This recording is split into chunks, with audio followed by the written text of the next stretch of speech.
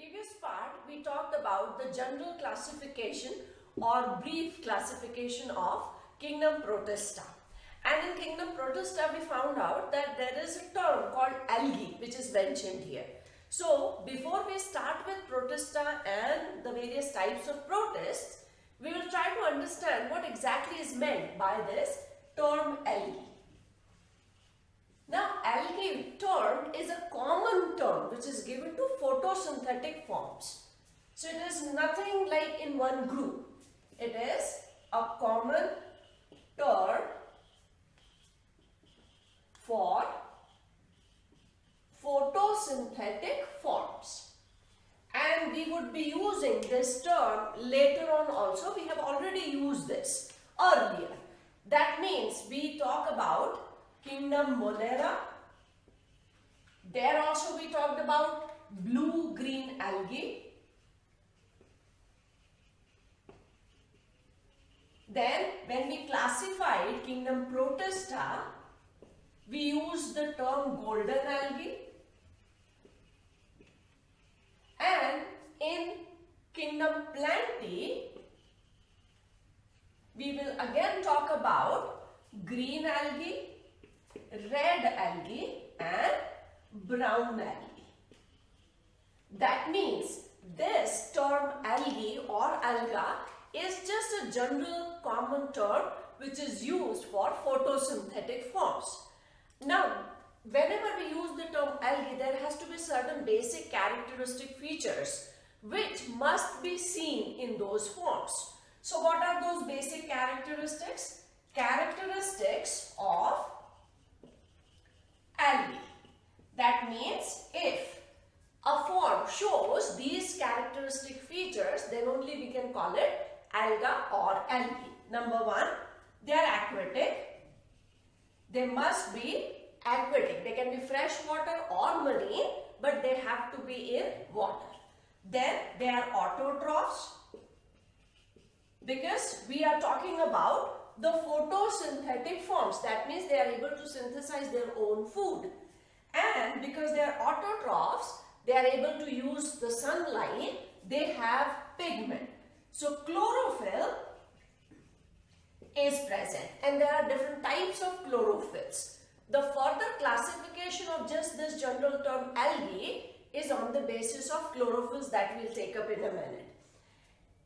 Then the next important thing which must be shown by all these members of this particular term algae, they have unicellular sex organs, and sex organs are non-jacketed. That means there is no cover on the sex organ. Next important thing, they exhibit both the phases, that is gametophytic phase as well as sporophytic phase. Both are independent of each other. The prominent or sixth point, the predominant phase, that means they are both exhibited, but the one which is the dominant one is the gametophyte. Gametophytic phase is dominant.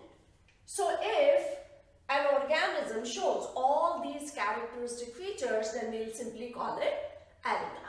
Now let us talk about this pigment, that is chlorophyll.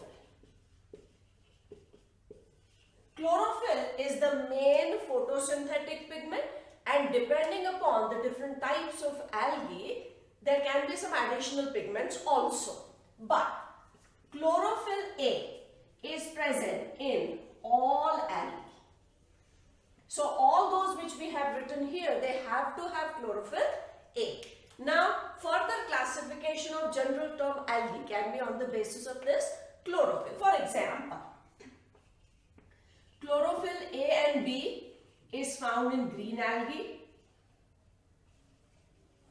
It is also found in Euglena. So green algae is in kingdom Plantae and Euglena is in Protista.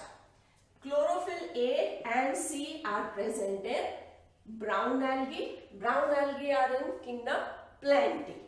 Then phycoerythrin and phycocyanin along with chlorophyll A are present in red algae.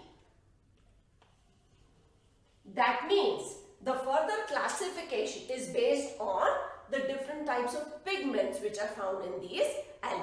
So they have to exhibit these characteristic features. That means they are aquatic, autotrophs, and they perform photosynthesis, for which they have this green pigment chlorophyll. Chlorophyll A is present in all algae. This is very, very important. And one more important point or characteristic feature which we have to remember is that the sex organs are non-jacket. So now we have understood the term algae. It can be given in kingdom Monera, Protista as well as in Plantae. So now after understanding what is meant by the term algae, we will start with the kingdom Protista. That means we will first take up the photosynthetic protists and we'll start with diagram.